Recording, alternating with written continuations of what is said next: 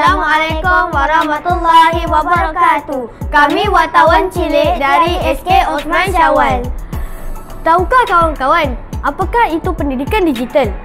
Pendidikan digital semakin berkembang pesat di Malaysia dengan inisiatif kerajaan dan sektor swasta dalam memperkenalkan teknologi baru di bilik darjah. Murid sekolah rendah kini didedahkan kepada pembelajaran berasaskan digital melalui penggunaan tablet, komputer riba dan perisian pembelajaran interaktif. Menurut Kementerian Pendidikan Malaysia (KPM), usaha memperkukuh pendidikan digital bertujuan meningkatkan daya saing pelajar sejak peringkat awal. Inisiatif seperti program sekolah digital dan pengenalan modul sains komputer telah membantu murid menguasai kemahiran teknologi asas. Seorang guru, Cikgu Nurul Nadia dari Sekolah Kebangsaan Osman Syawal menyatakan bahawa teknologi digital menjadikan sesi pembelajaran lebih menarik dan interaktif.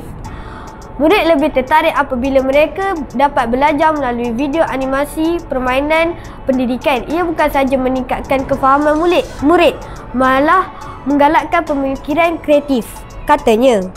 Bagaimanapun, terdapat beberapa cabaran dalam pelaksanaan pendidikan digital, terutamanya di kawasan luar bandar. Kekurangan akses internet dan peranti pintar membataskan keberkesanan pembelajaran dalam digital dalam talian bagi setengah murid.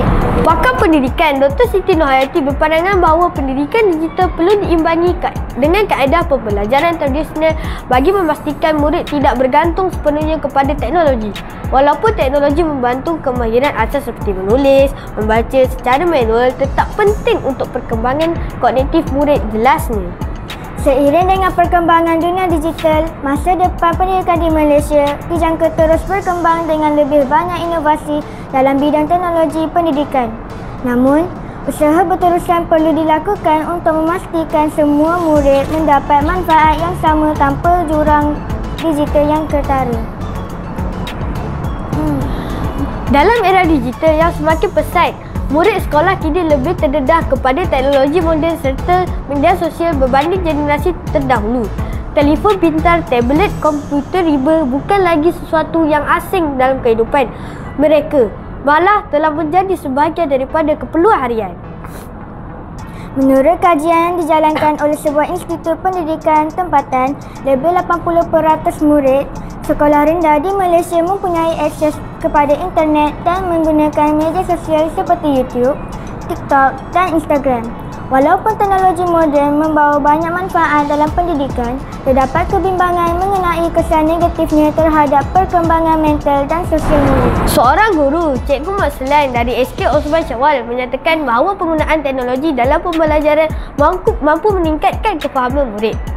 Aplikasi pembelajaran interaktif seperti Google Classroom dan Kahoot membantu murid memahami sesuatu topik dengan lebih cepat dan menyeronokkan, katanya.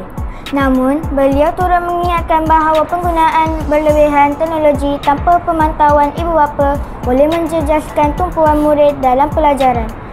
Ramai murid yang menghabiskan lebih banyak masa di media sosial berbanding belajar. Ada juga yang ketagih permainan dalam talian hingga mengabaikan kerja sekolah tambahnya. Seorang ibu, Puan Noraini, berkongsi kebimbangannya mengenai kesan media sosial terhadap anak-anaknya.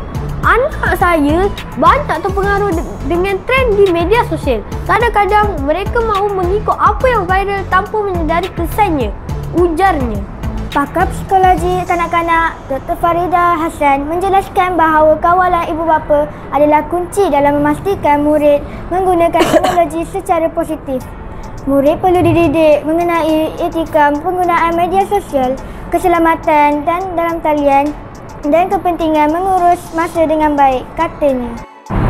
Bagi menangani isu ini, pihak sekolah dan kerajaan disaran memperkenalkan program kesedaran digital dalam kalangan murid bagi memastikan mereka memanfaatkan teknologi secara bijak tanpa mengabaikan pelajaran dan perkembangan sosial. Apa pendapat Faris tentang pembelajaran digital di dalam sekolah? Pada pendapat saya, pembelajaran digital ini sangat menarik dan menyeronokkan. Yang penting sekali tidak membosankan.